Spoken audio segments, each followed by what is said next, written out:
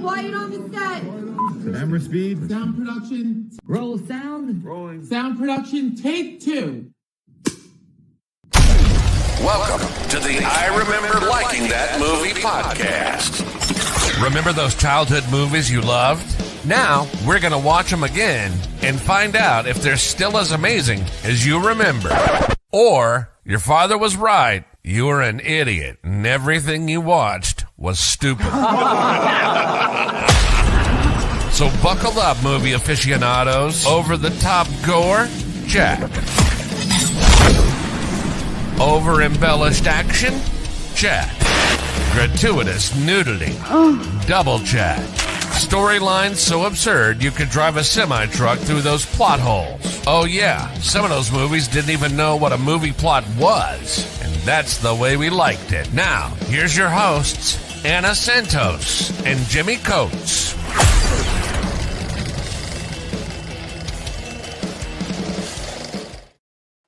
Welcome to the I Remember Liking That Movie podcast. We are still in drive-in mode for August. We were on a real good run this year. And then summer rental, although not completely like horrible, John Candy's Charm made it watchable. Correct. And then Children of the Corn. And then One Crazy Summer in Maximum Overdrive. That was you. That was me. And like I said before, those were my aces in the holes. My next drive-in picks these are total gambles because I have not seen them. I have not seen them for a very long time.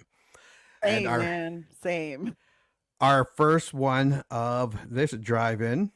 Yeah, your two are great though. We bounced back. I know. With Running Man and Predator. That was fantastic. Those were two great movies. And it actually plays really well as a double feature, which I was very impressed with. But my next drive-in pick, double feature, my first pick is Ernest Goes to Camp. In my defense, we kind of liked Ernest Saves Christmas. We did. And I remember liking the Ernest movies. Now, do I think they're stupid? 100%. But I also think they cause a giggle. And there is a lot of nostalgia there because for a while there, you couldn't look anywhere without finding Ernest. Ernest was everywhere. So there's like a strong, I think I'm still going to like this movie, not that much. But as we were kind of talking about before, I was like, to be perfectly honest, if you've seen one Ernest movie, you've seen them all. Yeah. And eventually they all start to blend together. And you don't know if you've actually seen an Ernest. Like, I know I've seen Ernest Goes to Camp. Can I tell you anything that happens in it? No. Because it's Ernest. Yeah. Ernest is going to do Ernest. I think I tapped out around Ernest Goes to Africa and Ernest Goes to College. I think that was it. I remember Ernest Scared Stupid. Yep. I remember he goes to jail. Yep. But yeah, I do not remember a lot about this movie. I know Ernest is in it. I know he goes to a camp. Can't be any worse than the what was that other camp movie we watched that wasn't that great? Camp Nowhere, where the normal little girl was the fat chick and don't even get me started about that.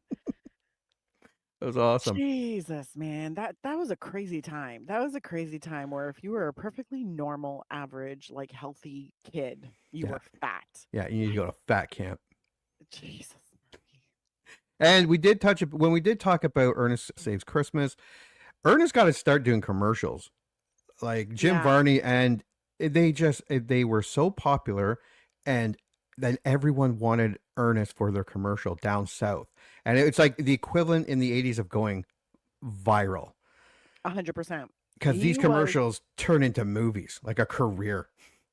Honestly, he probably made more commercials than he did movies or TV Oh shows. yeah. Like he was everywhere. Like the market was saturated with him. And we weren't mad about it because Ernest has a certain charm and everybody enjoys him. But then I think we all just got Ernested out. Yeah. And we were like, the times they are rolling, we don't need this anymore. I'm sorry, Ernest. I hope Jim Varney retired with a lot of money. I think he did okay. He was perfect as Jeb on Beverly Hillbillies movie reboot. Yeah, he was perfect. No, I think he did okay. Now, like I said, I don't remember. I know Ernest always wanted to be a counselor, and in this movie, I believe he becomes a counselor, but he gets stuck with the delinquent kids. After that, I remember for whatever reason, the two people that remember in Ernest Saves Christmas, the people Yes. at the airport, the big guy and the guy that doesn't say Yep. anything, they are in this. Mhm. And parachuting turtles. I can't remember why, but I remember parachuting turtles falling from the sky with little parachutes on. Okay, I don't Now- remember the parachuting turtles. This might not be in here. I might be thinking of something else, but I do remember that. Yeah, no, I remember Ernest being a counselor. I remember the kids acting like delinquents, but I don't remember how he ends up with them. Mm. Like he ends up with like the troublesome kids, and I remember wanting to go to this camp, if I'm not mistaken, because I never got to go to camp. Okay, Oh, yeah, right. I, being the daughter of Portuguese immigrants, what is this sleepover camp bullshit? So every movie that took place at a camp, I wanted to go. But I remember liking the look of this camp, and I was like, "Well, I want to go there." I don't remember, but here's the all the Ernest movies all blend together. Yeah. So I even had this like when we watched, Ernest Saves Christmas, I was like, "Wait, but I remember this scene and Yeah. it's not in this movie." No. And I'm like, "Oh shit, it was probably another Ernest movie." Cuz I mean, Ernest is not having huge personal growth. Like No, he's Ernest. he's Ernest. Yeah. In And every Ernest movie. Yeah. in every Ernest movie, there's obstacles that need to be overcome. There's, awkward things that happen. He eventually ends up getting hurt in some way. He ends up having to hide from someone at some point. Like it's God bless. There's a formula. Unfortunately, it makes every Ernest movie blend together in my memory Yeah. because I have seen so many of them. Well, here's a quick little synopsis. Camp Kikaki janitor Ernest Jim Varney finally gets to be a counselor for a bunch of juvenile delinquents. That's it. Is it a delinquent camp? I don't are- know. See, and I'm like, oh God, why can't I remember?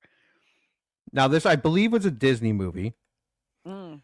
I'm pretty sure. Why it's not on Disney Plus, I have no idea. What do we think the budget of this? This is the first, I believe, Ernest movie, and it was. Go ahead. No, I was gonna say it's like $3 million. Yeah, yeah, that's probably not a bad guess. John R. Cherry directed it. He directed, I think, every Ernest movie. God bless. Like his. Oh yeah. Yeah. Ernest Goes to Jail. Ernest Goes to Camp. Ernest Scared Stupid. Ernest Rides Again. Ernest Goes to Africa. Ernest Saves Christmas. Slam Dunk Slam Ernest. Dunk Ernest. Ernest Goes to School. Ernest in the Army. Ernest in the Army. What else is there? I think that was I'm trying to all see the if there's some Ernest people that movies. like was really famous. It doesn't look like it. No. No, but God bless John R. Cherry III. He really had a very long Ernest career. Yep, he did. And you're right. It had a budget of between $3 and $3.5 million. Yeah. I figure because there was a lot of children, so then you have to factor in shorter working hours, which means a longer shoot. Because otherwise, I don't think any Ernest movie actually has the production value to be more than 3 million. No. Or more than 2 million, to be perfectly honest. I think having the kids on set probably cost more money. But this was also 1987, where everybody was playing fast and loose with rules and regulations when it came to the children's. Now, here are some taglines. Okay, he's got the brains of a gnat, the heart of a lion, and the spirit of a summer camp. That's what? He's got a plan. It may not be a good one, but it's a plan. I mean, that's not bad. And it's very earnest. They're tearing down the camp, but they haven't met Ernest. What? And he's the only one who can stop them. Well, they only had $3 million. They didn't get a separate marketing department. Now, for box office, I was going to say probably not great, but this did lead to an even bigger budgeted Ernest Saves Christmas, which led to Yeah. a fairly big budget Ernest Scared Stupid. I don't know how many went to theater, but I know these three did. Mm. So what do we think? I think it did really well. Yeah, one, $3 million budget. I mean, Yeah. anything above 5 million, you're looking okay. Yeah, anything above 5 million, they're turning a profit. But I could definitely see this being in the, I don't know, 15, 13, 15, maybe a little more. I mean, it was 1987, let's be real. Oh, 23.5 million. Oh, So it made a nice little profit. look at you, Ernest, banking shit. Smart, started in May. Nice. Looking for that. Nice. I like it when people, use their brain. When they time it correctly. Yeah. More Memorial Day weekend. It opened at number 2 with 6 million behind Beverly Hills Cop 2, Oh, which damn, opened with Ernest was that 40 popular? million.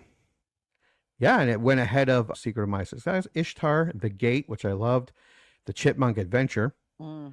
Platoon. These movies have been out for a bit. It's not like they all opened the same weekend. Ernest beat them. Lethal Weapon, Blind Date, and Crocodile Dundee. And peaking in under 10 is Raising Arizona and Oh. Creepshow 2. Wow. So, yeah. So it opened at number 2. It stayed in number 2 the following weekend, then number 4, then number 7, then number 10. So it did okay with $23.5 million. It did really okay. That's pretty impressive. I am going to guess. Well, let's take a look at the poster first before we get to there. Where are you? Oh, I didn't even load it. 1 second. You're fired. Here we go. It's a goofy camp movie, kind of like Meatballs and... Yep.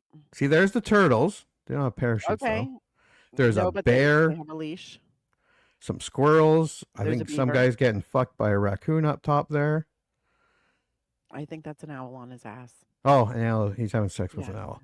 For those listening to it, it's just Ernest holding a string of turtles, and Ernest goes to camp, and there's just a whole lot going.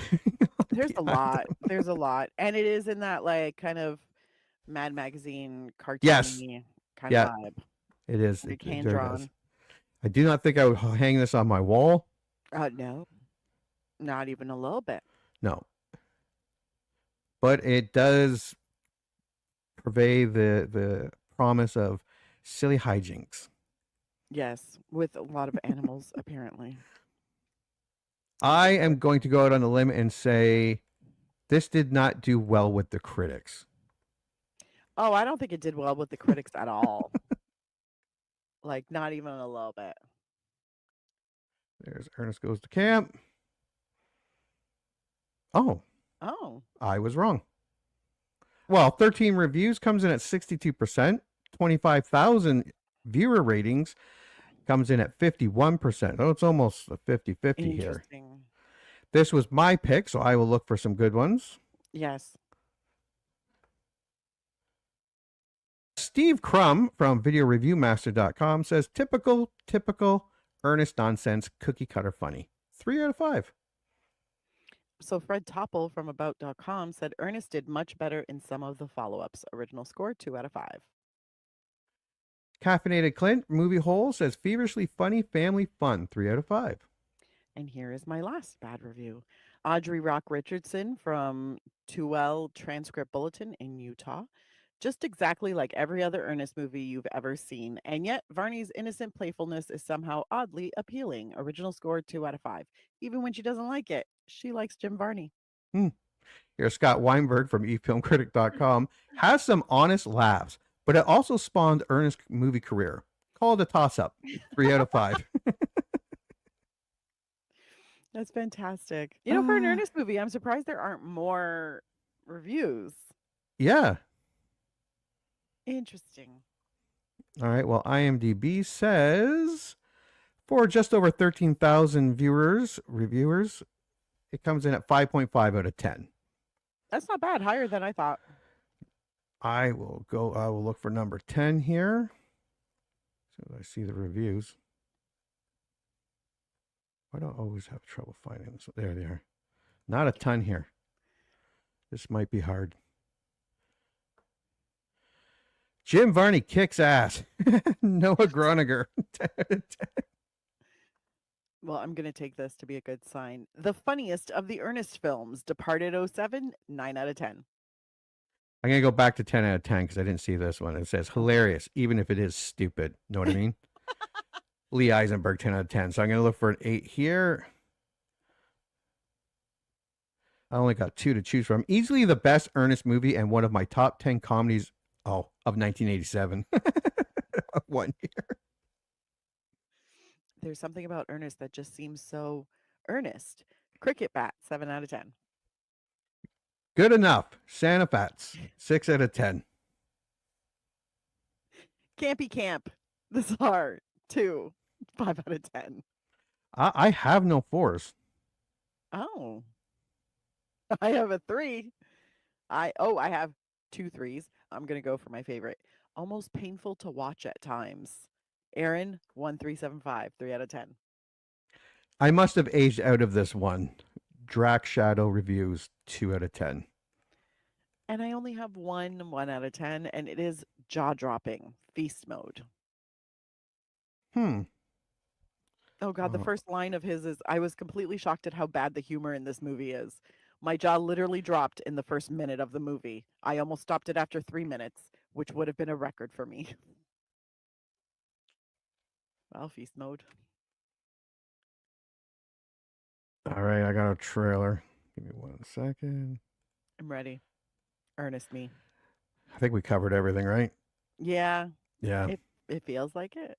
There's not much. It's an Ernest movie. It's not a we're not doing Shakespeare here. This is the one that made the mold, but every Ernest movie fits the mold. Yeah. So, I mean, he's not reinventing the wheel. Do. Here we go.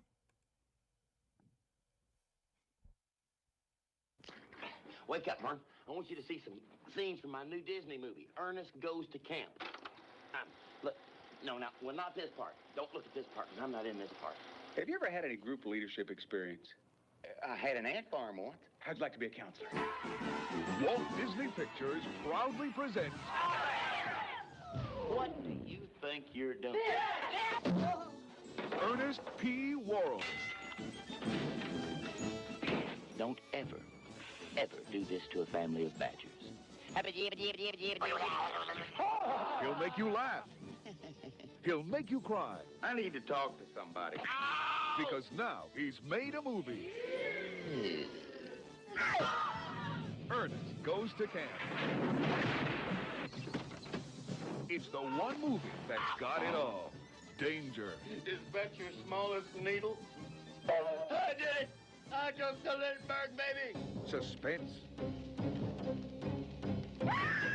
romance, Good night. Is that a rabbit over there? and actual nature. That's poison ivy. Fire! Just not counselor material. Some men try, some men die. I think we might just get a little bit rowdy.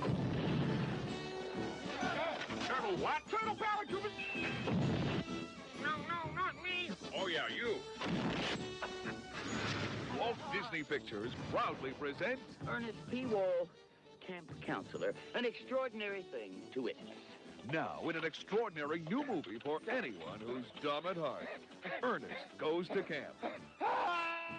Coming this summer. Well, Vern, go on back to sleep. You still got a little more time before it comes to a theater near you. At popular prices.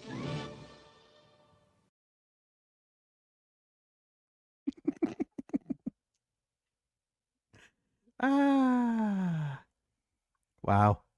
Yeah. To be fair, I don't think I've seen this since like the late 80s or very early 90s. Yeah, I know, same.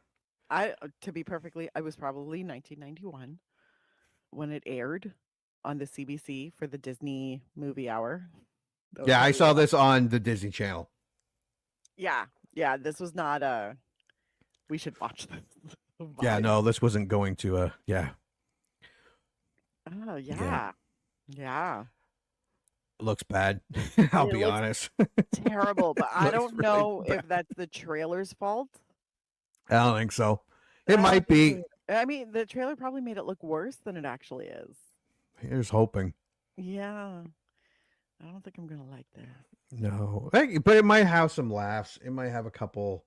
Looks like it's going to be insensitive, like politically incorrect. This might Yeah, be no, the most 100%. politically incorrect movie we watched this year, I know. and it's a PG Ernest movie. This might be the most offensive one yet. Yeah, that'd be great. Yeah. No, I don't. Okay. I have a feeling there's going to be enough nostalgia and charm from Jim Varney that it won't be super painful to watch, but I still don't think it's going to be a good movie Yeah, that I'm going to enjoy, I'm gonna definitely watch this with the 7-year-old. as you should. Yeah, it might help. Yeah. Yeah. Yeah. She'll laugh. She'll laugh, and that'll make me like it a bit more. She likes laughing at people's misfortunes. So Oh yes, yeah, yeah, she really enjoys that. So even mine. yeah, no, 100%. All right, well, we are gonna go watch Ernest Goes to Camp, and when we come back, we're gonna review it. Yay! All right, that looks horrible. It looks so, but I'm like, is it just because it's a really shitty trailer? Let's all go to the lobby. Let's all go to the lobby. Let's all go to the lobby to get ourselves a treat. Delicious things to eat. The popcorn can't be beat. The sparkling drinks are just dandy. The chocolate bars and the candy. So let's all go to the lobby to get ourselves a treat. Let's all go to the lobby to get ourselves a treat. And now, on with the show.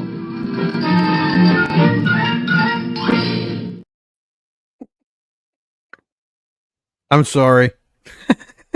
You should be sorry.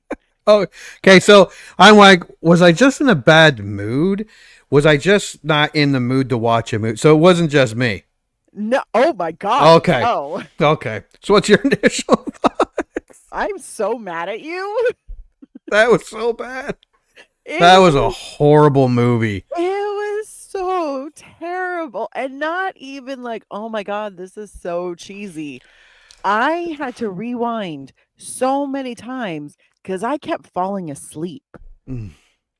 I would wake up and I'd be like, fuck, I just missed like 3 minutes of this. And I'd have to rewind.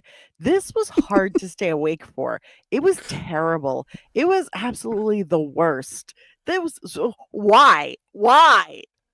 My 3-year-old, 7-year-old tapped out at about 10 minutes.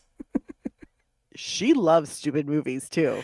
Yeah, she watched Summer Rental, Summer School, License to Drive, the whole thing, and laughed through through them all. Yeah. No, she didn't find this one funny. It was, I didn't find it funny either. I understand why Disney is not airing this. I get it. I get it, Disney. That's a good choice. And like some of the reviews were like, "This is the best Ernest of them all." I'm like, no, because we enjoyed to an extent the Christmas one. Did I think the Christmas one was stupid? Yeah, a little bit. But I mean, it wasn't like it was fine. It was like, I'm like, I understand people who would really enjoy this. It's made for little kids, whatever. I don't know who this movie was made for. Because it wasn't made for little kids. It also wasn't made for adults. No. I don't know who it was made for. No, because when I was watching the preview there, and you were like, "Oh, well, maybe I'll have enough nostalgia. Maybe Jim Varney will have enough charm." No, not enough nostalgia. Not enough charm. No. It was like this weird, and like I kind of figured it out afterwards because I was like, oh, this was the first Ernest movie. So you could tell this was something where they were like, the skits are super popular, like the really short skits. So we'll just take some of his catchphrases and we'll throw some of his like jokes in and we'll make a whole movie about that. And I'm like, none of this makes sense. No. None of this is funny. No, and then I saw like the Indian guy, and like, oh, maybe this will be politically incorrect, and that will make me smile. And no, that doesn't even. No. I honestly, my very first note that I wrote, and like one of 3 notes, because I was like, how do you put into words how shitty this movie is? The first note I wrote was, this is starting off pretty racist, and then it kept going. Yeah, like nonsensically racist. Yeah, it's bad. And Like, not fun racism. No, because there's like, oh yeah, that's 80s racism. Like, okay. Yeah, it wasn't that. It was just It was bad. just like, who wrote this? Is this someone who's never studied U.S. history? Is this someone who does not understand anything about indigenous people? Like nothing? Because it's like, when the first scene where Ernest is doing this like sign language greeting to the doctor. Yeah. And I'm like, why? He's saying English words, doing all this weird big greeting. And then she's like, yeah, hey, Ernest. Like, I just want to know if you got your shots. I'm like, why is he doing that? And then apparently it's that tribe's where there are only 2 people left. It's that tribe's sign language. Yeah. But I was like, but then the grandfather, Were they all deaf? he speaks And he a speaks. language that is not English. Yeah. So I was like, why don't you just learn nonsensical racist? And I'm like, Jesus, Murphy, this is just stupid. You had that thing at the beginning where they had the Aboriginal people and they were throwing the knives and the air on them. By the end of the and which was a plot point for the ending, I was cheering for the guy to blow Ernest's head off. Oh my God, me too. Like that would be awesome. It would be I'm so like, good. is this movie just like one long bullying experience? Yeah. Where like everybody gets bullied except for like Ernest gets bullied, all of the delinquent kids get bullied. And I mean, not to be rude, but sometimes I was like, honestly, you kind of need to be bullied. You guys are assholes. The delinquent kids are bullying people. And like the Stennis? Who? Anyways, that's this movie. Yeah, even the fat guy wasn't funny. Well, like when he was talking to the lobsters, maybe that every kitchen, like the lobster thing was probably the closest thing to funny. Yeah. Everything else, no. And why did he keep doing that with his eyes? Just because you can doesn't. Guess just you can't. Yeah, it was overdone. It was overdone so much because I was like, that's fucking weird. But I'm like, oh, he's doing it again. Oh, he's doing it again. This makes no sense. When did he do the eye thing? Yeah, you and your friends could go and sit down with a couple bottles of booze or wine or and come up with a funnier movie. Anybody that's wanted to go to camp, seen a couple camp movies, went to camp, could come up with a funnier movie than this movie. This was 100%. Horrid. This was terrible. Which probably means I will probably pick for my one of my Halloween movies, Ernest Scared Stupid. I'm officially voting that we ban Ernest. We're not Ernesting anymore, okay? No more Ernest. Yeah, this was a bad one. Well, let's go through it. It's got quite a bit here, actually. Holy shit. A lot happens in this movie. Actually, yeah, a lot is going. Reason. A lot is going on in this movie, and then maybe that's what you just had to have. Ernest, some kids. I would have had it. What's the thing with boys and girls? Where you have a boys and girls co-op, a co-op camp, co-ed. Sorry, a co-ed camp to make extra jokes. But it wouldn't take a rocket scientist to go. You want an Ernest movie? Fine. Going to camp. Here we go. Ernest goes to camp. He runs the camp. Yeah, make him. He's running it. He opened it. He's running himself. He opened his own camp. Yeah, and he has a rivalry with a camp from across the lake. There you go.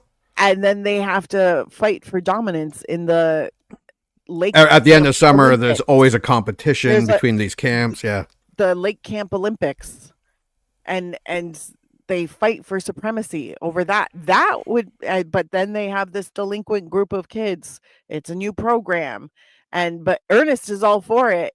But the other camp like shames him for it. There's a million ways you could have written this movie. Yeah. For it Other to be than good. this way. And if you're listening to this and go, I remember liking it, I was with you. But it's really bad. Like it is a kids movie. We've watched many of kids movies. Yes. That we didn't like. Like that other camp movie, we weren't overly fans of it. Yeah, Camp Nowhere, not crazy. Not crazy. Way better than this movie. Oh my God, a million. I'd watch that movie 100 times before I watch this movie again. Fucking for real. Now I'm like, now I have to watch some sort of camp movie. Like, Meatballs or something. Yeah, to get it out. Just to get it Heavyweights. There's a few out there that... anything. Yeah. Anything that takes place at a camp. I just need to wipe this from my memory. Yeah. Yeah. All right. Long ago, a young Plains warrior is tested for initiation by being the target of 3 different weapons. That's it. They throw, what is it? Knife, axe, arrow. Yeah. Okay. Blade, stone, and wood. I don't know. And that's all it says about it. Centuries later, Ernest P. Worrell works as a maintenance man at Camp Kikiki, but hopes to become a counselor. This is also a strange plot thing where you have this who looks in his 50s, as a lot of boomers do. Like, what's his name from the oatmeal commercials and diabetes? What is his name? He got the diabetes. He was on Cocoon. Yeah. He was 48 when he did Cocoon. He looks 68. But after that, he never aged much more. He looked like that for the rest of his ongoing life. So Ernest does look like he's in his late 50s, and he wants to be a camp counselor, which is odd. It's like a red flag. I'm like, how long have you been at this camp? And they still haven't. Like, he lives there. He works there. He's the janitor / handy person / whatever. He loves children. And he's like, all I want to do is be a camp counselor. And I'm like, that's sir, weird. That's what kids in school do. Like, for their summer for their summer job. For their summer break, they go and they work at a camp. Usually 1 or 2 adults. A One or main two person adults. and a nurse person. Yeah. And then it's all teens, early 20s kids. After my first year of university, I was going to go be a receptionist at a camp. Should have. It probably would have been awesome. I know. And then I said no because my old job gave me more money and more hours. And it was like, I'm going to make way more money if I go back to my old job. I never should have done that. I should have gone and worked at the camp. Yeah. Because I was going to live at the camp. Yeah, it would have been fun. Unfortunately, I probably would have had to deal with parents calling in and being like, is my little baby boy okay? What year was this? 2000. Yeah, maybe. Summer 2000. Yeah. Not as bad as today. No, not as bad as today. Today, they'd be like, do you have a link to like a camera where I can watch? I was going to say, you probably have to have cameras installed so the parents can see it. But I mean, if there are any camps out there that are looking for a receptionist for next year, for summer, I'd love to give it a shot. Yeah. Anyways, that's not the point. Yeah, this is a red flag. 58-year-old looking dude wants to be a camp counselor. Correct. He quickly becomes a valuable addition to the staff as he is skilled at the Plains Indian Sign Language, used by Kikaki's owner, Chief St. Cloud. I forgot that was his name. Yep. Why don't you just call him Running Bear? Skips like a deer. A small group of juvenile delinquents, the second chancers, come to Kikiki. Head counselor Tipton assigns Kikiki's most experienced counselor, Ross Stennis, to be the boys' counselor. Stennis is unhappy with this assignment. And he treats... See, that little bit, you could make it a lot funnier, but that would have even been better. This goes off the rails very quickly. It really does. There's a lot of terrible. Yeah, and he treats the boys harshly. He ultimately goes too far by initially causing Moses Jones, the smallest boy in the group, and not to be stereotypical, did they have to pick the black kid as the only one at the thing that cannot swim? They didn't Like, have to, Jesus Christ. but they did. And then he tries to drown him. Oh, yeah, I'm going to teach you the Stennis way. Yeah. No, sir. That's assault. Yeah. Although that's how boomers taught. That's how I was taught as a kid. You just got thrown in. Yeah, see, I don't think I got thrown in like that. I'm My not dad saying taught it's me right. them. No, I've heard the stories. But generally speaking, at a camp, you're not allowed to toss the kids into the water. If it's your kid, like if you're the parents, Yeah. Toss your kid in a lake. Yeah. And I'm sure the camp doesn't want to be responsible for some kid drowning. Well, I don't think they care, to be perfectly honest. No, back in '87, maybe they're like, they don't it happens. give a fuck. I don't think the world was as litigious as it is today. Also, these are the delinquent kids. They were either going to end up on a milk carton or drown at camp, one or the other. Or become immortal killers. Yeah. Gangbangers. Who keep coming back to like kill everybody at the camp. Yeah, with their little jackets on and their 80s glasses. And oh, God. To nearly drown in the lake while swimming. After Moses is rescued by Ernest, the boys retaliate against Stennis's cruelty by tipping his lifeguard perch into the lake, breaking Stennis's leg in the process. Mm-hmm. Since Stennis is no longer able to perform his duties as counselor, and because Kikiki is already short-handed, Tipton offers Stennis's position to Ernest. The trouble does not stop, as fellow camper Pennington and his friends also continue to target Ernest and the new arrivals. Yeah. I know I glazed over. Like, I didn't fall asleep like you, but I remember shaking my head a couple times going, fuck, what's going on? Look, I'm not trying to be like a jerk about this, but basically this entire camp is filled with bullies. Yeah. and the adults who are supposed to be in charge of these kids do nothing about it. No. Like the main guy, the main counselor, the adult, he's kind of like, well, we got to give him a try, and yeah, every kid deserves a chance. But he doesn't say, hey, what you're saying is wrong. No. Or that's you know what? I know. He says, I'm going to put you in charge of these kids. Remember, this program has to work. Oh, it's not that bad. Meanwhile, that Stennis is running around being like, these delinquents, they're all a bunch of murderers. Do we even care? I'm like, what the fuck? But he gets bullied by like the main guy, the camp manager, I guess. He gets bullied by the counselors. The counselors bully Ernest. They are like the nurse St. Cloud. I thought she was studying to be a doctor. But anyways, this is her fucking camp. Yeah. And everybody just dismisses her. Like, she shows up every once in a while and is all like, let me give you a shot. Yeah. Yeah, that's the extent of her expertise. The second chancers initially give Ernest trouble, but they start to show some respect during a campfire session when Nurse St. Cloud, the chief's granddaughter, translates her grandfather's description of the warrior initiation ritual for his tribe. The initiate must hold still while a knife, a stone, hatchet, and an arrow are thrown or shot at him. The courage of the young warrior apparently alters the course of each weapon to prevent it from striking him. This is a very big plot point that comes into the ending of the movie, if you can make it that far. Because apparently the whole point of them keeping the entire like camp going, the whole purpose of the camp is to continue this like initiation. Yeah. Is to continue this tradition. And I'm like, I don't remember anybody doing like archery or throwing hatchets at these kids. They're just bullies. Or kids just coming home and parents going, what the fuck did they do to you? Right? What did they shoot at you? I'm like, the fuck is happening? Yeah, this 80-year-old Indian threw a knife and a hatchet at me and then tried to shoot me with a bow and arrow. It's so fucking weird. The courage of the young warrior apparently alters the course of each weapon to prevent it from striking him. The second chancers later build a teepee only to see it get burned.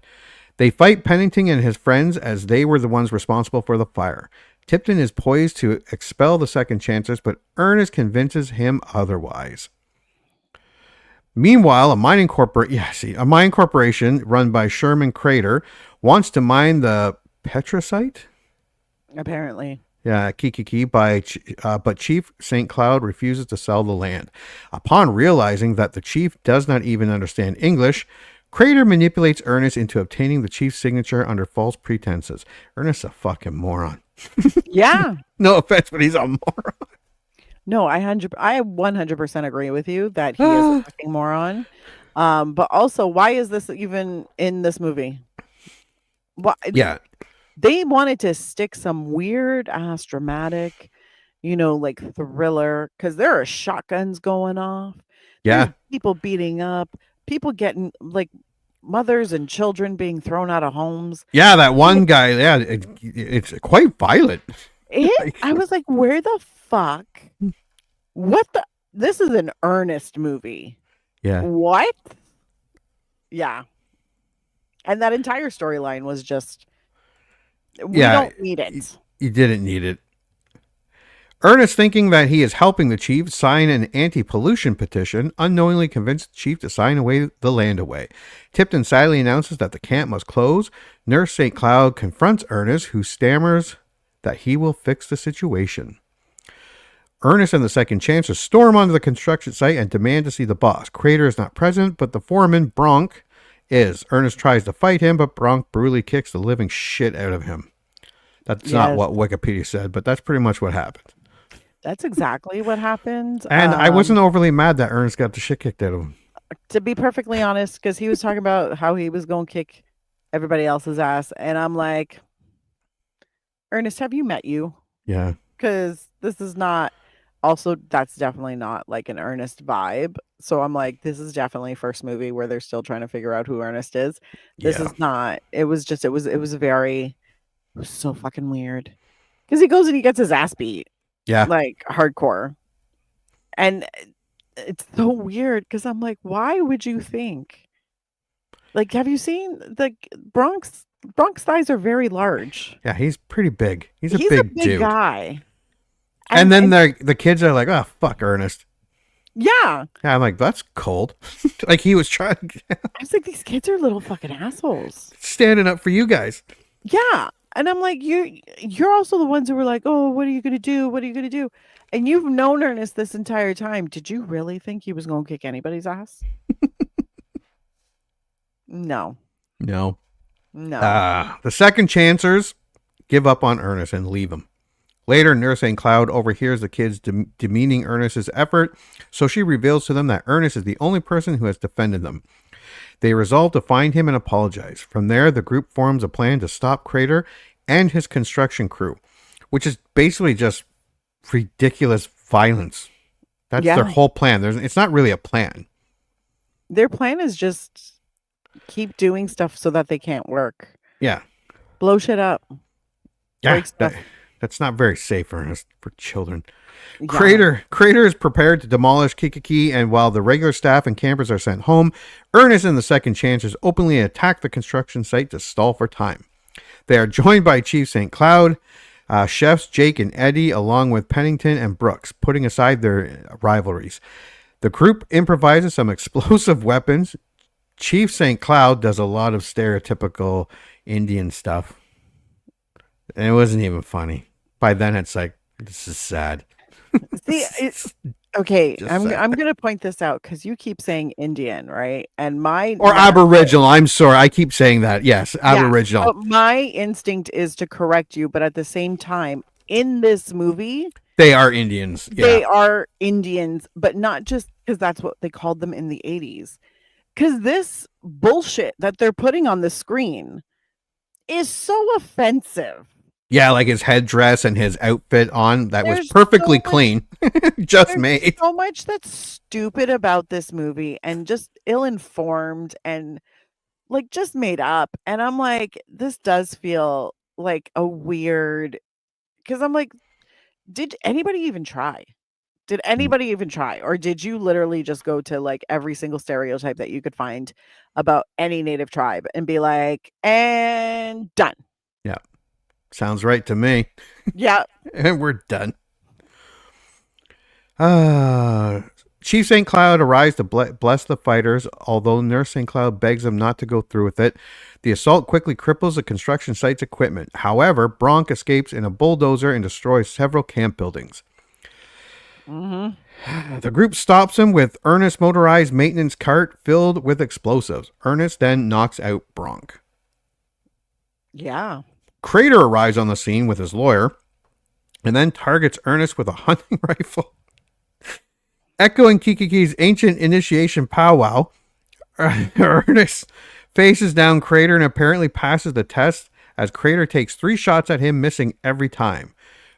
Ernest then plugs Crater's rifle with his finger and laughs in his face, signaling Crater's defeat.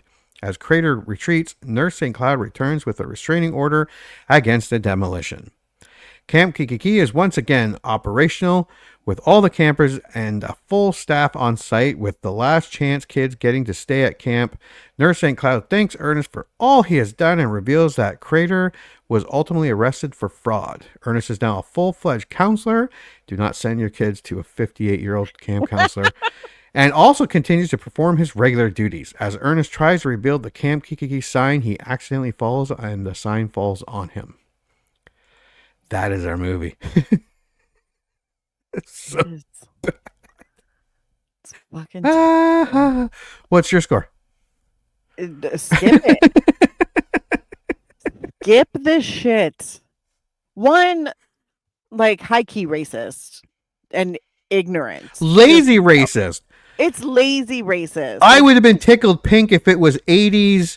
That's what we did back in the 80s, racism. No. We didn't mean it to be racist. It just didn't age well. I love that stuff. This was just laziness, complete laziness. This was literally, I'm not even going to bother to look up anything. I'm Nope. going to make it all up, and I'm going to put whatever weird ideas I have about indigenous people or native First Nations. I'm going to put all of that, and that's in my head floating around. Even if it's ridiculous, I'm going to put that all in this movie. That's what ended up happening. What is it? The Plains sign language. Yeah. What? Yeah, I don't think that was a real thing. Yeah, no. There's so much, because they're like, yeah, that's their language, and then all of a sudden the chief is speaking a language that is not English, and I'm like, I thought that was their language. What? Ernest is ridiculous. I can't believe I'm about to say this. There's not enough slapstick comedy for Ernest. There's too much slapstick comedy for the chefs. Yeah. Oh, yeah. I saw too much of those chefs. Too much. And there's a way to use them to make them funny. If they would have just tried if they tried to make regular recipes, but they only had a small budget for the food, like they had. We're gonna make lobster thermidor. We don't have any lobster. We don't have any lobster. We'll use tuna. It's fine. Yeah, it's fine. That would have been funny. What they did was dumb. Give me a bit about the chef's limited budget or them really not knowing how to cook. Like, give me something. A little less of those eyes going back and forth. Oh, none of those eyes. Those eyes never should have happened. They happened once where I was like, oh, that's weird and makes me feel icky. But then they kept happening. And I was like, there was no rhyme or reason to when they happened. And that was what pissed me off the most. And it was the post-credit scene. Yes. Back when you rarely got a post-credit scene. And then they used those eye things again. Fucking stupid. Someone thought it was funny. All of the kids bully everybody, but nobody overcomes any of those bullies. Instead, you introduce a mining company as the newest bully, like the bully to end all bullies, and then that's the bully you overtake for no reason. What? Everything could have been solved in court. They like tricked the old man into signing this. She came back with the restraining order to stop, with the injunction to stop the mining. They didn't need all of this. Yeah, that was all. I was like, I don't like any of this. It was not funny. It was not entertaining. It did not have enough nostalgia because look, I'm sorry, but crop tops on like teenage boys, No, not enough nostalgia for me to be like, oh, well, at least it feels super 80s. It didn't. no, It not didn't like feel super Sleepaway 80s. Camp. No, Sleepaway Camp was like, That wow, was the 80s. Yeah, that was the 80s. That was super 80s. That was so skip this movie. Skip it, skip it, skip it, skip it, skip it. What would your IMDb be?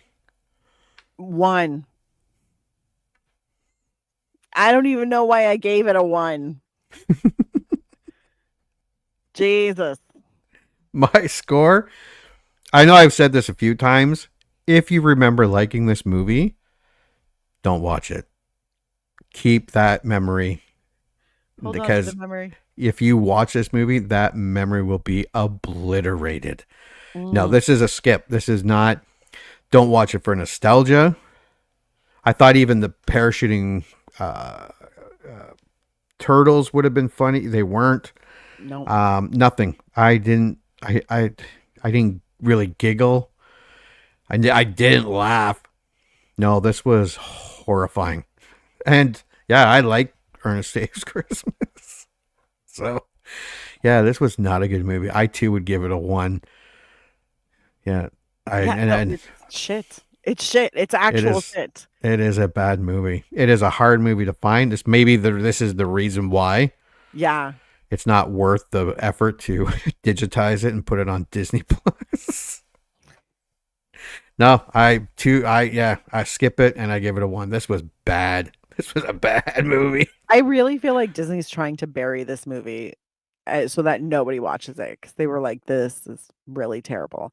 Because at least they can look at other movies that, have racist references or, reference Nazis or whatever. And they could be like, but it's still a good movie. Yeah. There's nothing good about it. Nothing. So they're like, we're not even going to bother. We're just going to pretend like it never happened. No. So we have 2 skip-its and 2 1s. Yeah. Yeah, this was a unanimous decision. Don't watch it. Don't do it. It's not nostalgic to go back. No. All This right. is not good. Well, that's movie number 1. Movie number 2, Critters. We are going to watch the preview, and then after the preview, we will come back and we will review it. Welcome to the I Remember Liking That Movie podcast. We are still at the drive-in, and we are on the second feature of my picks, which have not done well. Have not done well at all. No, they haven't.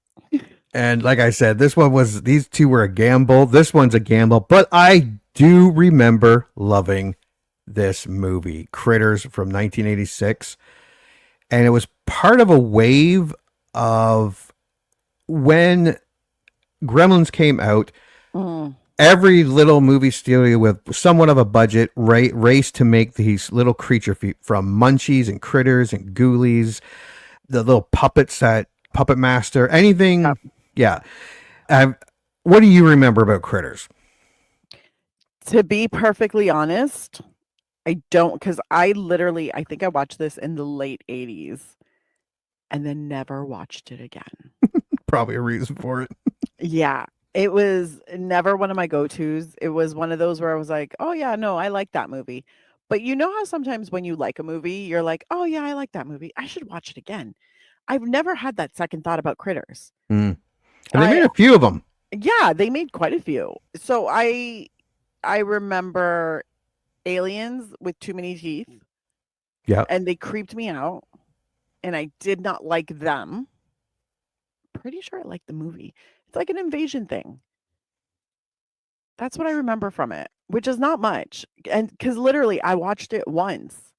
Thought, oh, that was fun. And then I never watched it again. But I remember, like, I remember liking it, but not liking it enough to like search it out or watch it again. But it was just kind of like oh, okay, yeah, that was fun. I remember loving this movie. I do remember a lot. I know it takes place on a farm. Yeah. and a family. And I remember having a crush on the sister.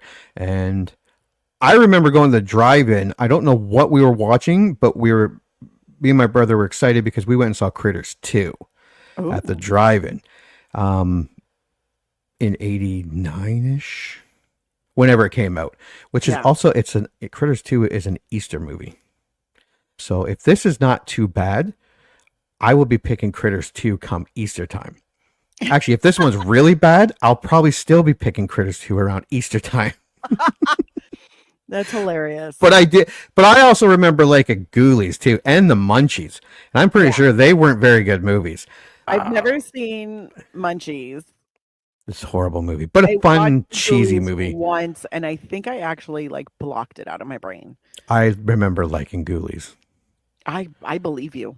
Yeah. I believe you. But I liked a lot. I liked Maximum Overdrive and Steel Dawn, and I was gonna say I like a lot of movies that are good. I was gonna say, my friend. Oh yeah, no. See, look, I just looked up pictures of Ghoulies, and I was like, I remember this. Yeah, I remember really liking it. Ew. Yeah, they were gross. I blocked it. Well, this stars Dee Wallace. You'll know her to see her. She's been in tons of movies. M. Emmett Walsh. Mm-hmm. Scott Grimes plays the kid. Yep. Nadine Vandervelde Yes. plays April, his sister, which I had a total crush on. Billy Zane, I think, plays the dick boyfriend. Which is not surprising. He does a good bit. Yeah, he does. And I like Billy Zane. This was also directed by Stephen Herrick. And let's see, what have you done like to bolster? He directed Bill and Ted's Excellent Adventure. Oh. Mr. Holland's Opus and the Disney Three Musketeers with Kiefer Sutherland and Oliver Damn. Platt. Go, Steven. Yeah. Okay, so I'm starting to feel a little better. Wait, I think he also directed Man of the House. So yeah, and Holy Man and Rockstar with Mark Wahlberg. yeah, so I mean, look, it's promising. Oh, he did Don't Tell Mom the Babysitter's Dead and The Mighty Ducks. Yes, but he also did Into the Blue 2, The Reef. I liked it. Oh, number 2. I was going to say I liked Into the Blue. Not number 2. He directed Rush. Oh, he directed Rush Hour, the TV series. Never mind. So some hit and misses, but some good ones there. Yeah, I mean, it's workable. It's workable. We can figure it out. All right. What do we think the budget on this little Gremlins wannabe movie is? I'm guessing it's not going to be very high. It takes place in a farm. I think it takes almost place completely there, so that's not a lot. There is some special effects. Now, it is 1986. I mean, we just watched The Running Man with that blue lightning, and that cost 30 some odd million. Yeah. I am going to say, you know what? I have a feeling that this is a $2.5 million movie. Between 2 and 3 million. Yeah. You know why? Multiple critters. Yeah, they had to make a bunch of them, and I'm pretty sure they were puppets. Yep. If it's puppets, animatronics, whatever, you have an entire team that has to work them. Yeah. As soon as you have multiples in the same shot, that gets expensive. Yeah, I'm sure the producer was like, "Yeah, that sounds cheap," and then there's gonna be and then they're pitching it, and then there's gonna be 500 critters, and oh fuck. They're like, oh shit, damn it. All right, let's look at the box office. This spawned a few sequels, and the second one went to the theater. So I'm going to say it did. Oh, I'm not going to say it was a blockbuster or anything, but I'm going to say it did okay. I think it did really well. Yeah.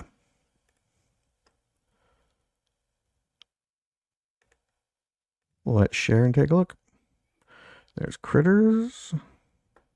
Well, 13 million. Well, 13 million on 3 million is not bad. That's actually really, really good.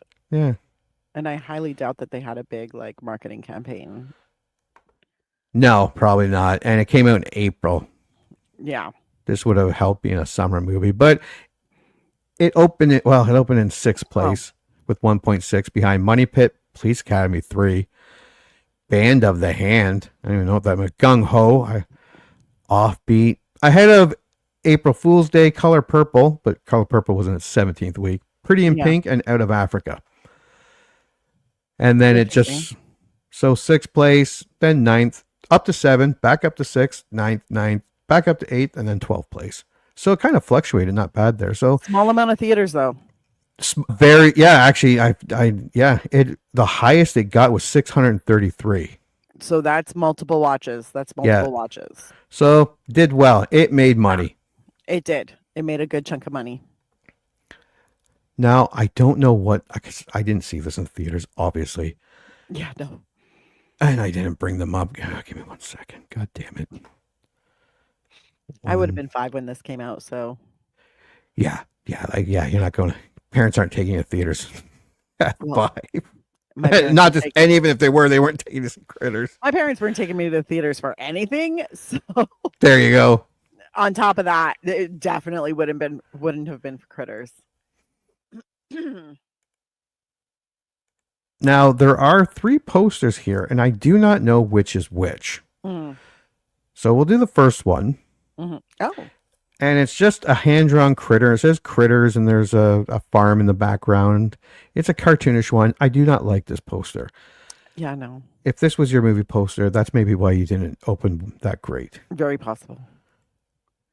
Now, here's one where it's a night sky, 2 shooting stars or spaceships landing, teeth up above it, and then a farmhouse silhouette. I like this one a lot better. Yeah. The battle began in another galaxy. It's about to end in the Browns' backyard. That's not bad. And then there's this one. It has the 2 alien bounty hunters standing on a porch with the family and a bunch of critters underneath the deck. Critters, they bite. When you've got critters, you need all the help you can get. I'm guessing this was probably... I think the first one was probably for the initial release. Maybe, yeah. And then I think the second poster was probably for VHS rentals and things like that. All right. Here are the taglines. The original tasty entree. What? When you've got critters, you need all the help you can get. I mean, that's not bad, but it's not great either. They bite. I like they bite. And then the battle began in another galaxy. It's about to end in the Browns' backyard. No. Too many words. They eat so fast, you don't have time to scream. Oh, that one's good. Yeah, that one's not bad. Again, I don't think, although we were surprised with Ernest, I do not think this did well with the critics. I'm just going to take a shot in the dark here.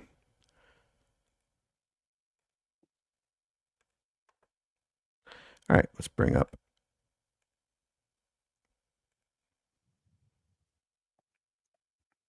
Yeah, no. Well, Oh, it did work with just regular people. Yeah, 50 reviews. Critic reviews comes in at 52%, while 50,000 plus people came at 45%. So, yeah, the majority of the people that watch this did not like it. And it's a horror movie. God bless. Oh. Yes. I will look for the good ones since this is okay. Mine. Here we go. More than a ripoff of Gremlins, Critters is a fun, Amblin-esque family adventure with plenty of amusing sequences and extremely memorable titular creature design. Though at times the events at the farm and the town feel disconnected. Joel Lipsett, Horror Queers podcast. From Variety staff at Variety, Critters resemble oversized hairballs and roll like tumbleweeds when prodded into action. The perfect menace for this irritatingly insipid and lightweight film, which unfolds with plotting predictability and leaves few cliches unturned. No rating.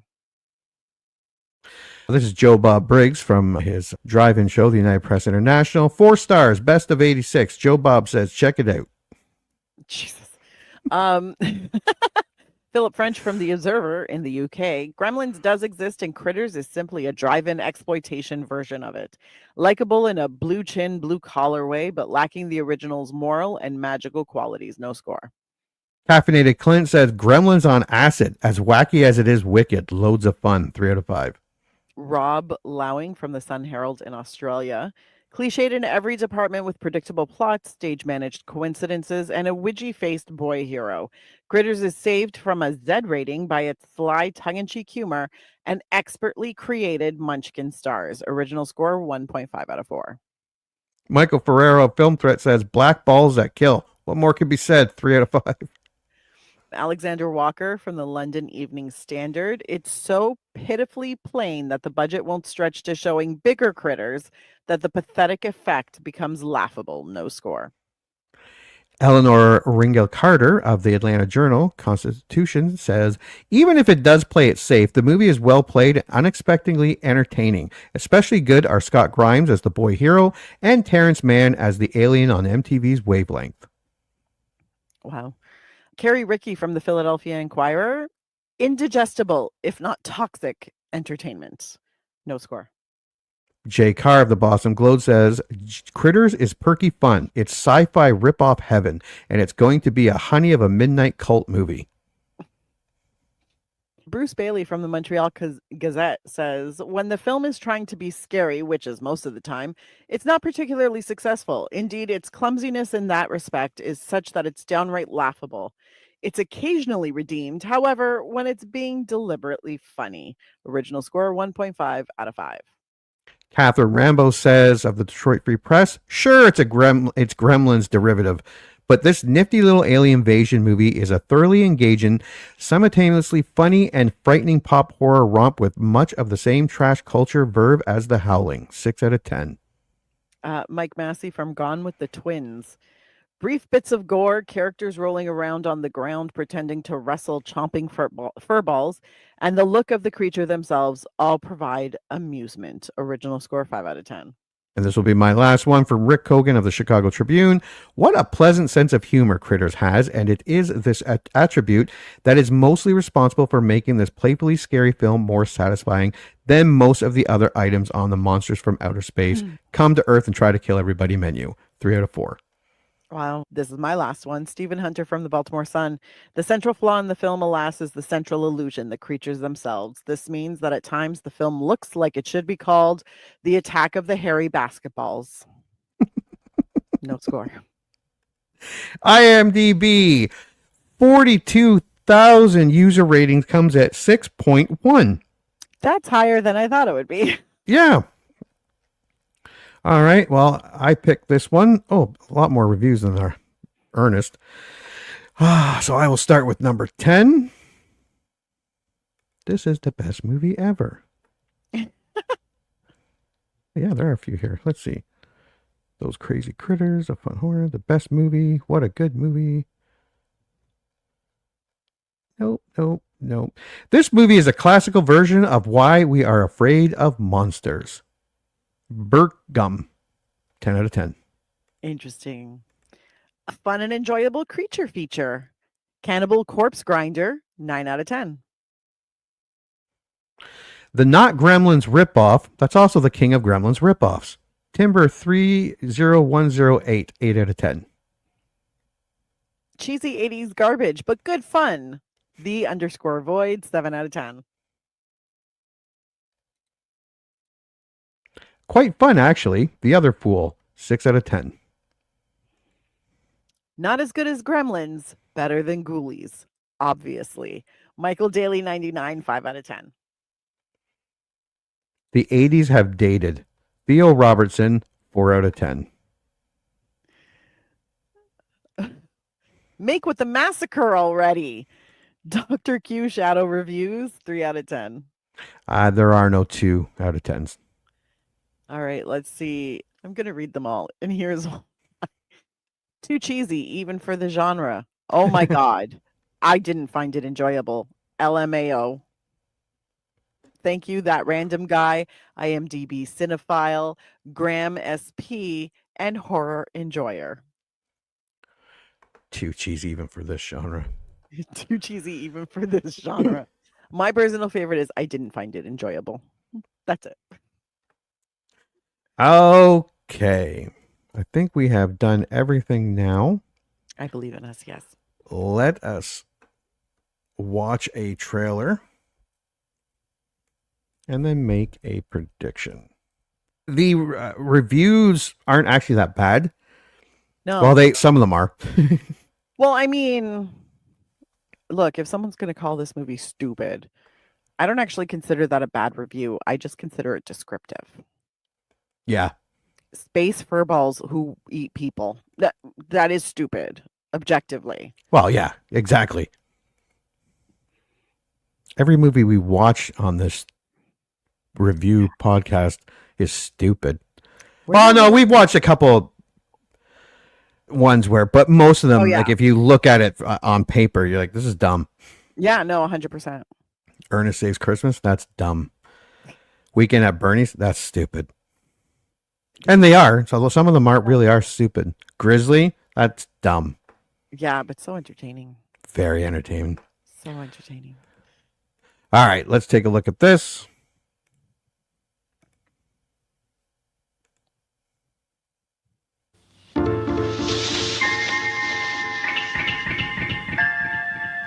Of all the planets in the galaxy, they chose ours.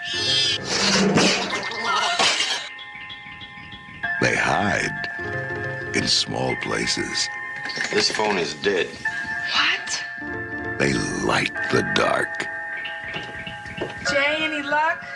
Just a minute. There's nothing cute about them. They've come a long way, and they're hungry.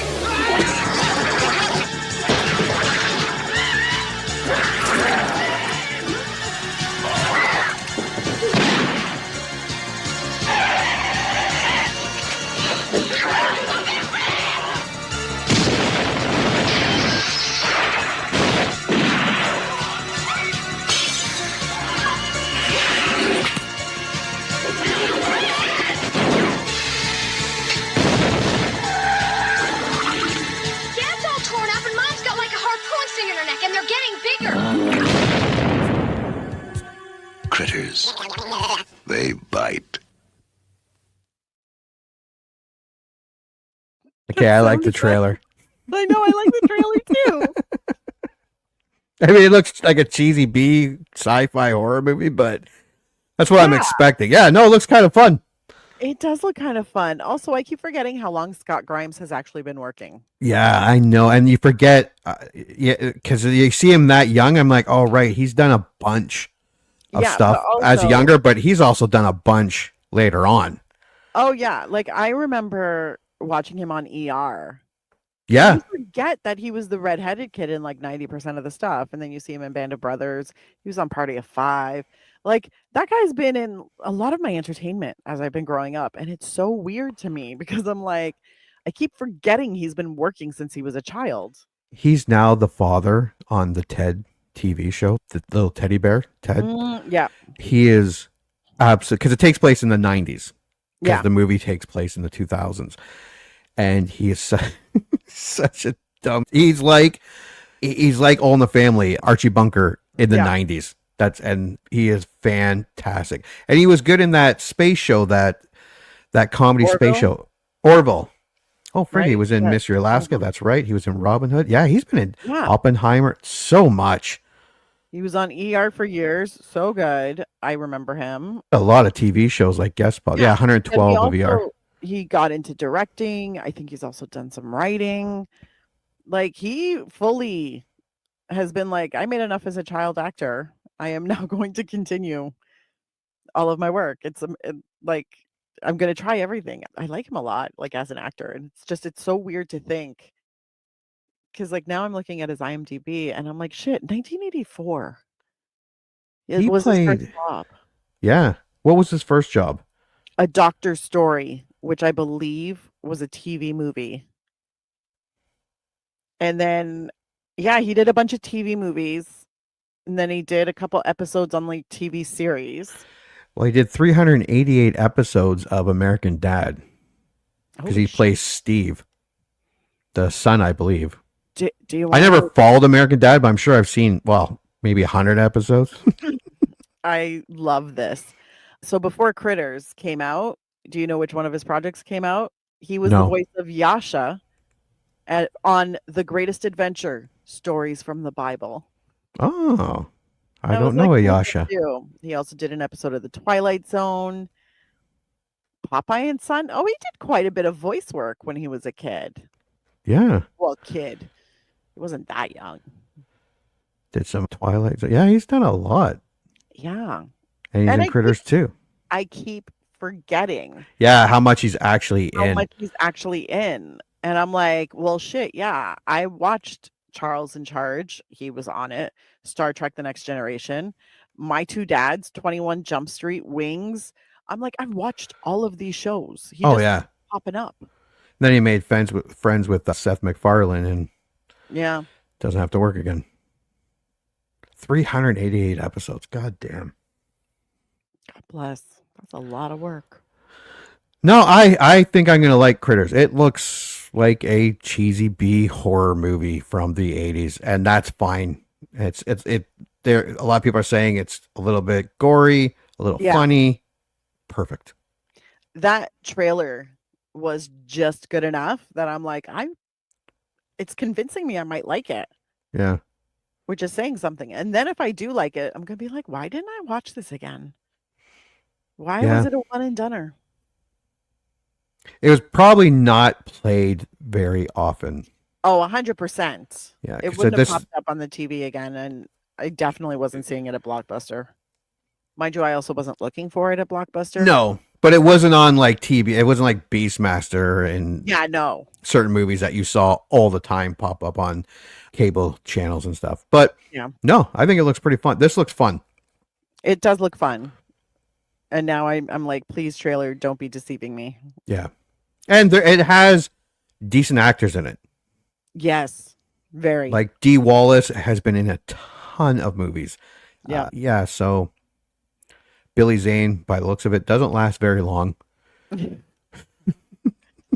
Lynn Shay, Ethan Phillips, like these are all actors that I know. Yeah. There's a lot of them. Well, we are going to go watch Critters from 1986, and when we come back, we are going to review it. Let's all go to the lobby. Let's all go to the lobby. Let's all go to the lobby to get ourselves a treat. Delicious things to eat. The popcorn can't be beat. The sparkling drinks are just dandy. The chocolate bars and the candy. So let's all go to the lobby to get ourselves a treat. Let's all go to the lobby to get ourselves a treat. And now, on with the show.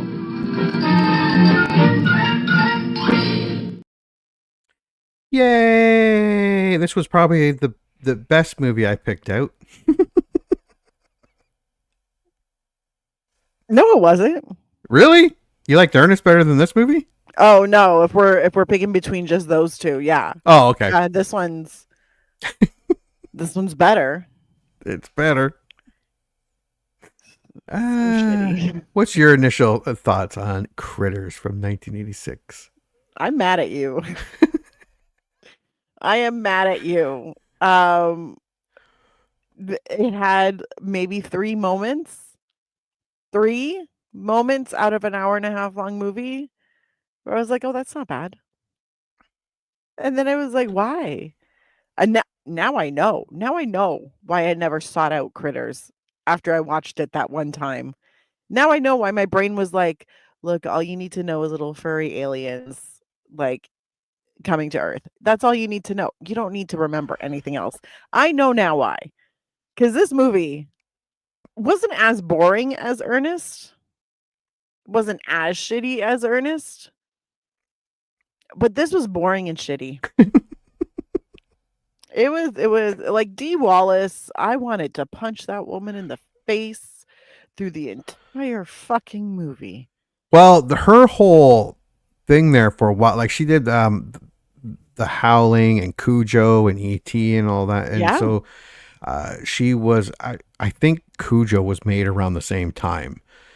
And she Scream Queen. Oh my God. I understand. I understand the need to scream. I understand being the Scream Queen. I understand. Did she have to shriek like a banshee for everything? Like, she was either the blandest mom or she was shrieking. There was no, like, discussion, no dialogue, no nothing. It was shriek, shriek, shriek, shriek, shriek. Sweetie, why do you have a fever of 106? No personality or just shriek. It drove me I'm like, how you going to do D Wallace so dirty like that? Like, that's some bullshit. This movie was missing stuff. This movie didn't have, like, I appreciated the science fiction part, like the stuff with the ships floating around looked dated, but I appreciate the work that they put into the penal colony, the stuff like that. And I appreciate, because the reviews were like, oh, the humor, and there was a little humor with the critter, not enough. No, there should have been a lot more. And I appreciated that they made this town alive with a lot of actors at the bowling alley, at the church, and all that. So it looked like a full town, but it wasn't used enough. It should have been used with the critters. It should have been used. So it had everything there, and I did like certain parts of it. I had a crush on the daughter, very attractive young lady there. Mm-hmm. I thought the mom was hotter now that I'm older. Dee Wallace with her tight jeans and her sunflower dresses. Yeah, that's what I'm talking about. You're like, hey, mama, how you doing? But she did the screeching, kind of like, oh, don't screech. Because she went from a very mild-mannered, very practical mom, and then as soon as the alien showed up, like, just constant shrieking, even when she's trying to load the shotgun, shrieking. Yeah, I thought the dad, he was very, very Midwestern, conservative. I thought he was going to slap her. Just to calm her down. I was hoping he was going to slap her. Well, because it wasn't even like she was shrieking dialogue. She was just shrieking. She was just making noise. And I was like, I'm really fucking annoyed. Like, she's a Midwestern farm mother. She knows how to handle that shotgun. Should have been, a little tougher than that. Yeah. Should have been just a little bit tougher. I'm not saying like she had to all of a sudden be Rambo. Like no, but a little bit. Yeah, they're on a farm. She's killed something. 100%. 100%. So that kind of stuff got on my nerves. Billy Zane, Steve, the New York guy, I was like, where are you even here? Just to get eaten. No personality. Like, none of the characters really had personality except for Charlie. Yep. But his personality was, I drink because my teeth talk to me. Yep. Which, I mean, I'm not mad about. And then, like, Brad, the kid. He was just really annoying. But even then, so boring. And really dumb character decisions. Like, going back for the cat. I'm like, are you kidding me, dude? That cat will get out alive, no problem. And he did so casually, like, we gotta go, kitty. Yeah. And like, you were just attacked by these critters, and you're just really casually taking your time. You're in a house with the critters, and you have no sense of urgency. None whatsoever. You're just strolling through your room. Yeah. Like, where's the kitty cat? Excuse me? Run, bitch. And I did like the critters. They just were underutilized. They were dicks. Yeah. Like, when they were leaving, and just as a fuck you, they blew up their house and laughed about it. Like, I'm like, you needed more of that. The odd time when they're swearing, or when he's getting mad at that ET doll for not talking back to it. Like, there were a couple things with the critters, but not enough because, I didn't hate. I don't think I hated the movie as much as you, but it was not as good as I remember. It was lacking, and not just one department, couple departments. It felt very disjointed. Yes, Like when you're watching, and also I made a comment about the score where I was like, the score doesn't fit this movie No, it either. was off. Like there was just, it felt very disjointed and very piecemeal. So it never flowed and it got on my nerves so much because I'm like, okay, like there are movies where they have like battling storylines or whatever. This one doesn't have battling storylines, but it does have battling scenes. Like Yes. it's not necessarily this scene leads to this scene or this scene will make more sense when you watch this scene later on. This movie just has a bunch of scenes that they kind of cram together. And they're like, well, this will be funny or this will be gross or this will be, although I will say when the bounty hunter is making his face in Yeah. the ship, that was cool That was and cool. gross. Yeah. Because there's an audio to it where I was like, oh, that sounds disgusting. So I kudos for that moment. But it felt very, very disjointed. And there was a review there earlier. I think you read it, and where it said that the scenes from the farm home and the scenes from the city, the town, didn't mesh very well. They didn't work very well, and they didn't. No, which is too bad because they had it. They had something. Like they had a fun B horror, like goofy. It was almost like they had two parallel crews. Yeah. Kind of shooting at making the same time and then movie, but like never thinking about the other. Like one was at the farm, one is in town. They each made a movie about the critters coming from outer space, and then they just kind of edited it together. So it doesn't feel like one movie. Yeah, I actually that's a great point because I'm like, why wouldn't you have some of the critters? They go out and they multiply and they scout. You had a bowling alley. You made this big deal about bowling, and you have these little tiny critters. You could have done something with bowling balls, pins, and critters. It could have been fun. Yep. Them rolling around the city, them rolling around and make it more coherent to mesh better with the farmhouse. I would say this is a great candidate to be remade. Much like Maximum Overdrive, this would be a great movie to be remade because you could probably do a really good movie here. You could do a really, really good movie because here's the thing. I like the concept. Yeah, it was a great concept. It had like little nuggets, little teeny tiny nuggets of goodness, but they never let those nuggets flourish. No. So it ends up feeling very poor. Like it's very... I don't know how else to say it, where it's just like, this is the good idea that someone had, but it feels like they wrote it like literally an hour before it started shooting. Yeah. And like you said, okay, you guys are going to film the town part, and we're going to film, and then we'll just put it together at the end. Yeah, because there were different vibes too. Like way different vibes. Yeah, it was weird, and I was like, honestly, I kind of want more of the townspeople. Yeah, they were actually interesting. And you had the bounty hunters. It was just handled wrong.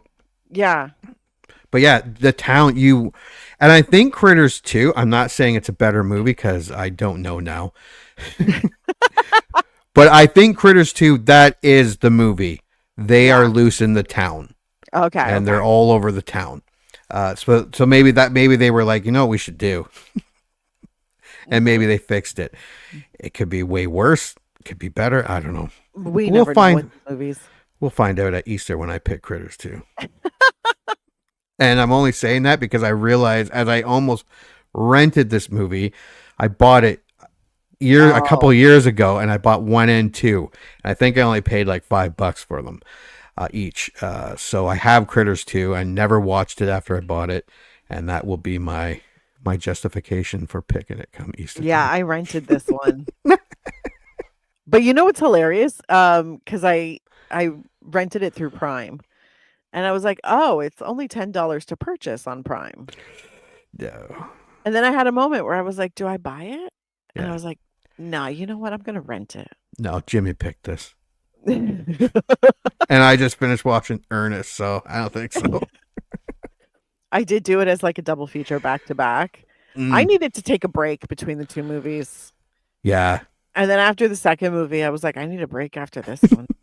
Yeah, I'm gonna watch something tonight. I don't know what, but it's gonna be. I'm gonna pick something I know is good.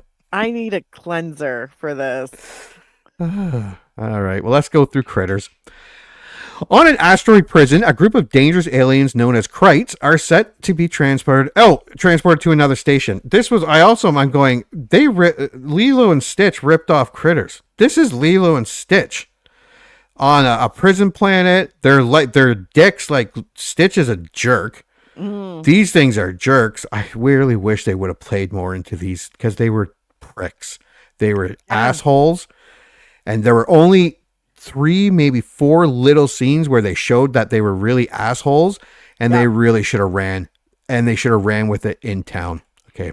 Well, they set up the movie starts with basically, look, they eat everything. Yeah, we had to kill 2 of them because they're fucking eating everything. We're just gonna get rid of them all.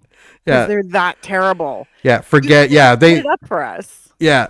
Yeah, these things are horrible. We had to kill 2 of them on what? Because the guy says, "You're supposed to have 10. You only have 8." Yeah, we had to kill a couple because they're dicks. Yeah, they were eating everything. So we couldn't support them.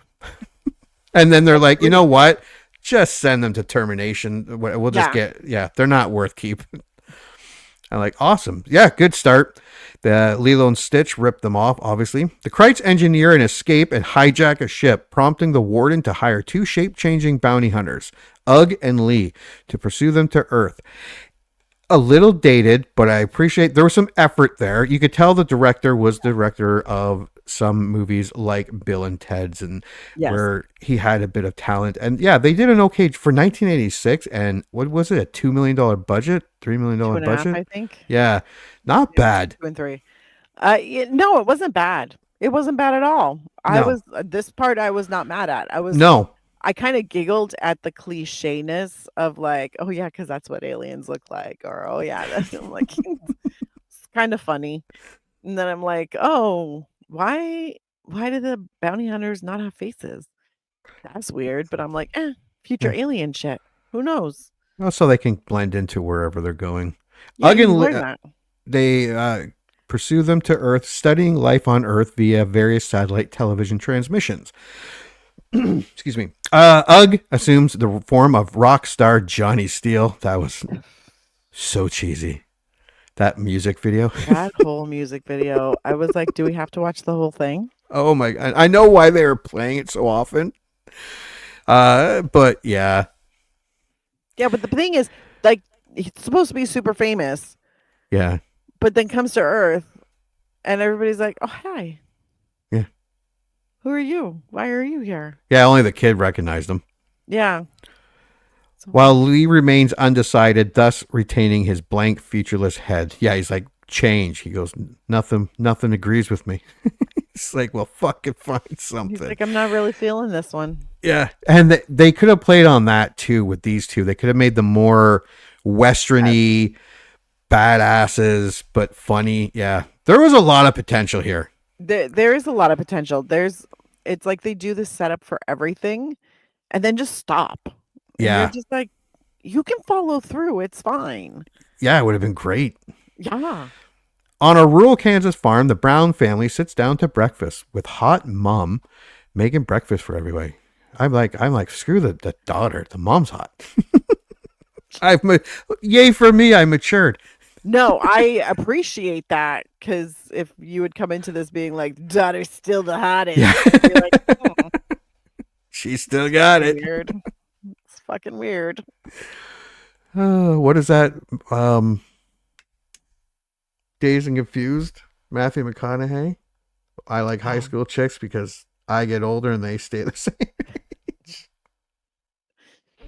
Yeah. All right.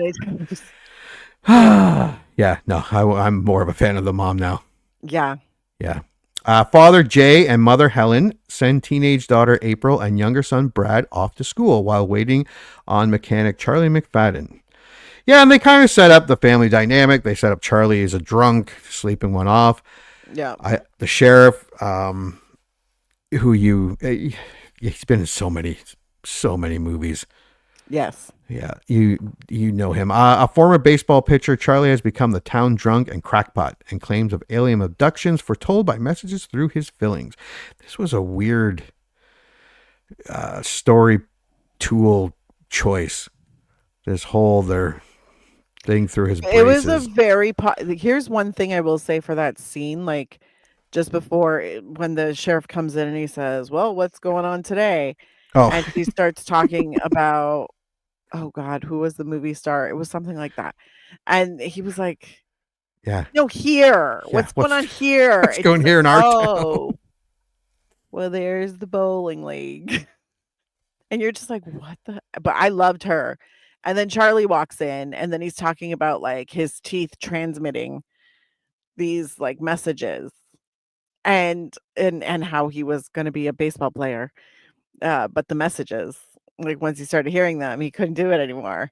But it was very, very National Enquirer, like 1980s National Enquirer. Yeah. And I enjoyed that little tidbit. Yeah, that was actually, that was funny with her. She's actually in the second one. Is she? Different sheriff, but just as famous and recognizable actor. Why do I remember that? But yeah, I do remember she is in there. I do remember she is in the second one. And yeah, she was great. Yeah, no, she was amazing. I thoroughly enjoyed her. That evening, Brad overhears the Kreitz stolen ship crash landing and goes to investigate with Jay. Yes, he gets grounded because they were practicing with the slingshot and it misses the bottle and hits the sister in the ass. And then the kid takes the rap for it and he gets sent to his room with no dinner. Yeah. And then he's sneaking out and they see the ship go overhead. They discover a cow that has been partially eaten by the Kreitz. Disturbed, they flee back to the house. Yeah, I like how the dad he's like, what do you think did that? And he's like, I don't have my gun, so I don't want to find out. Also, can we flag how this kid is carrying around a ginormous lighter? Oh, and practically dynamite. Yeah, and it's setting everything on fire or exploding everything. And the parents are just like, oh, hey, that's fine. Yeah, where are you getting all that gunpowder? That one is huge. That's like a stick of dynamite. Yeah. And he's running around with a lighter that's the size of like a soda can. Yeah, it's pretty big. And I'm like, Jesus Murphy, who the fuck lets a kid run around? Farm like, boys. I understand farm, but why are you trying to set shit on fire? Yeah, they had easy access to like 4 shotguns just hanging over the... I'm like, go plow a field. Go plow a field. Go kill some chickens. Go collect some eggs. Do some work. Shoot a couple of groundhogs. Gophers. Meanwhile, the Kreitz kill and feed on a local police officer. Later, the bounty hunters take his police car as a method of transportation. See, that was kind of funny. They didn't know how to really do the car, and they think they have to look behind them to drive. Like you said, there's nuggets here of great B-ness. Yes. And then they just never fully develop it. No. And later besiege the farm and they cut its electrical connection. Yeah, because they don't really... Well, they steal the spaceship and sometimes you forget they're intelligent. These aren't stupid little monsters. They're quite intelligent.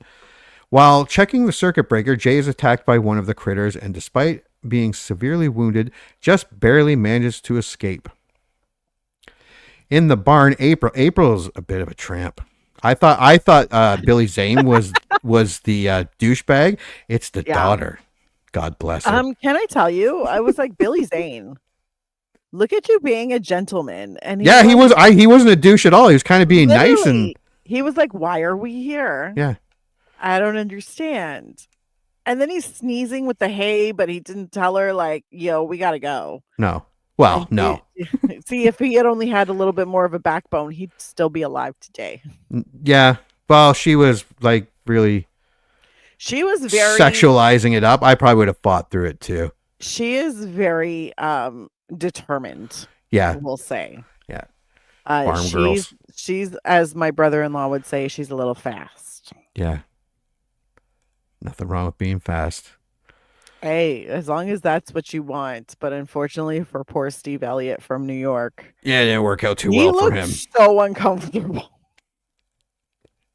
When the thing the spaceship crashed, and she's like, "Ooh, the Earth moved." Jesus. Well, I mean, growing up on a farm somewhere, I'm assuming in the Midwest, that's Yeah. probably you're probably like this is meant to be me and the guy from New York. Yeah, well, and that when the dad was like, "Well, what about what's his name? The guy she was dating." All he was Yeah. talking about was moving hay or hogs or something. Yeah, farming hogs. Yeah, he's like, "What's wrong with that?" In the barn, April is rolling in the hay with her boyfriend Steve when he is attacked and killed by one of the Krites. Mm-hmm. The creature itself is slain when it devours one of Brad's lit firecrackers. Yeah, because the brother goes to help her because she's screaming because the dad is hurt and the mom is just screaming. Yeah, but remember, Steve is not dead yet. No. Nobody cares about him. No. They no, leave no him one, there. God. Yeah. Yeah. Poor They're just Steve. like, I'm running away now. I'm like, did anybody even check if he was still alive?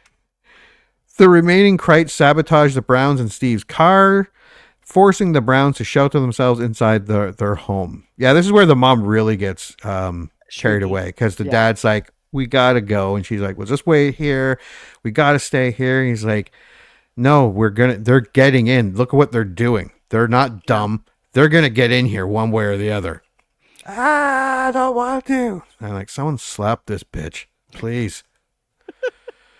Meanwhile, the bounty hunters search the town for the Krites, causing a panic at the church and the bowling alley, with the second hunter assuming the form of various townspeople, including Charlie. Yeah, at this part, I kind of, but they could have done more with it. I'm with you. I was really interested in the town, and I really wished more of it was at the town. Or there was more going on. Yeah. Like, and also it's okay to integrate the town. Like somebody escapes from the farm, manages to make it into town. Yeah. Townspeople come like dressed ready for bowling league to try and help with the aliens. More people die. Like, give me something. Give me like something. you paid for all that. You destroyed the bowling alley, you destroyed the church, you hired all these extras. Kill them off. Kill them off. Yeah, with the critters. That'd be awesome. 100%.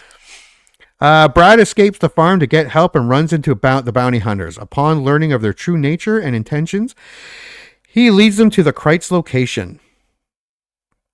Yes, and then we get a lot of the stuff in the house. Yeah. I didn't like how they rolled really quick. Mm-hmm. And they were cool when they were talking. They had a fucking bitch of a time getting up those stairs. It's like they really had a tough time with the stairs. Little legs.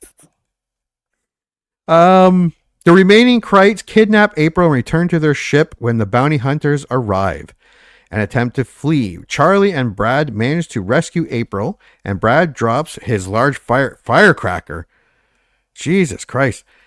He intended to use to destroy the ship when the critters discover their escape. Just as the Krites take off and destroy the farmhouse out of spite, I did like that part. Yeah. Where they were taken off, stopped, and said, "Fuck you guys," and blew up their own house. Charlie throws a Molotov cocktail made from his whiskey bottle into the ship, causing a fire which detonates the cracker and kills the Krites. The bounty hunter gives Brad a handheld device to contact them in case of future invasion, and then use their technology to restore the Browns' farmhouse. I didn't get that. That was kind of dumb. That made no sense. Yeah, none at all. None.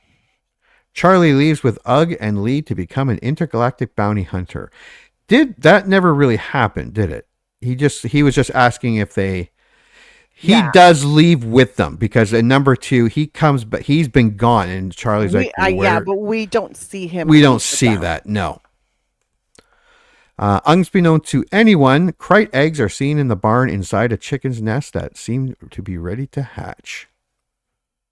And that's the end of our movie. Yeah. What's your score? This one, I'm torn between skip it and stream it. I don't think it's a waste of time. I'm going with skip it. Unless they make a remake, then I encourage people to watch this. But if they're not making a remake of Critters, this movie can go fuck itself. Because here's the thing. This movie aggravates me because, as I mentioned, they have a lot of nuggets and like little tidbits that are the beginning. Like they are the seeds of a good movie. And nobody tends to them in this movie. So it just dies out over and over and over again. And there are so many things that they could have done to make it more entertaining. But basically, it ended up with a weirdly scored movie where the music does not match the movie. And so you're watching this and you're like, I'm bored. I'm bored because the kills are not that entertaining. They're also not that gory.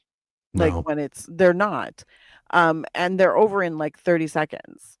And it's not even because like the critters are not actually eating people. They're just biting people and latching on. Yeah. And I'm like, you got to give me more. You got to give me more action. All of the characters that actually have a real personality are in town. Mm-hmm. They are not at the farm, but we spend the majority of our time at the farm. Doing what? Listening to mom shriek. Watching the kid fucking try to find his cat like he's strolling along on a Sunday afternoon after church. Yeah, and Like, surprised when he gets cornered by that big critter. No urgency. There is no tension. There is no I think this is a movie that decided what it wanted to be, but just never followed through on it. And that is one of the most disappointing and aggravating types of movies where I'm like, I see where you started and then you just gave up. Yeah. And it fucking frustrates me. So I'm going to say skip it because fuck these critters. And your IMDb? Yeah, like a 3. That's better than Ernest. Well, because this movie actually has something to work with. Yeah. Ernest is a lost cause. Ernest, God bless, that movie never should have been made. This movie has the basis. Like you can build a really good movie from what's in this one. They just did not build a really good movie. Anyways, what's your rating? If you remember liking Critters, yeah, this is there for me. There is nostalgia here. The mom's hot. It had you're gonna watch it and be like, there was so much potential here. This wasn't as good as I remember. I would say stream it. It's not. Yeah, it is a tough one. It's got a few moments where you're like, cool. And the critters are dicks, but not enough. If this could not be a hard movie to buy the rights to. Yeah. This would not cost a lot. And if you put like 20 million to it, you could probably make a really kick-ass Critters movie. Oh my God. It could be amazing. Yeah. And it could be fun and they could be little dicks. Do an ensemble and make it a comedy horror and the town. Yeah, it could be really done. But yeah, that's if the movie was made again. I would say stream it on the assumption that maybe Critters 2 is better, and you just want to see the first one. My IMDb would be 5, maybe, and that's reaching. It's the score is if Danny Elfman, if you had maybe a score that matched like the urgency of getting away from these critters. Yes. Put a little more gore and maybe having them eat. What was his name? Steve? Was it Steve out there? Have them like eat him. Yeah, have them like tugging on his arms, and they rip off his arms because they're tugging back and forth on who gets to eat them. Go in, or go inside and come out. Intestines. Yeah, give me that because they ate the cow from the inside out. Yeah, like they hollowed out that cow. I'm like, give me out a hollowed out Steve, like something. Yeah. The score is off. The tone is off. There are a few very nostalgic parts to it, but yeah, it's a very hard. 4.55. Yeah. It's not like the worst movie I've ever seen, but it's not a great movie either. It's not. Movies like this are aggravating to me. Yeah, because it had such potential. And I'm like, even for 1986, it had that potential. And the potential's already in the movie. Yeah. It's not like you're just taking the story. You're like, oh, you've got little nuggets of goodness in this movie. And you had the actors. And you had the actors. And you the effects. And you had it, but you didn't do anything with it. Yeah, you didn't just not stick the landing. You fell when you're going over the your horse. Entire routine. Yeah. You fumbled your entire routine. And then you got up and you did this prancy thing where you put your arms out and you jump, but then you fell again. And you tried. You kept trying. Yeah, you kept trying, but it's like in Dirty Dancing where she's supposed to do the jump, but then she doesn't do the jump, and then she does this whole. This movie is where they were supposed to do the jump, but they didn't do the jump, and then you just got this. And and it had a beginning, a middle, and end, and it just wasn't great. It wasn't good. It wasn't even that good. Yeah, it had the beginnings of good. Yeah, the story is. Yeah, you had it all, and you pissed it away. You fumbled it. So we have a skip it, a very timid stream it, and a 3 and a 4.5. Yeah.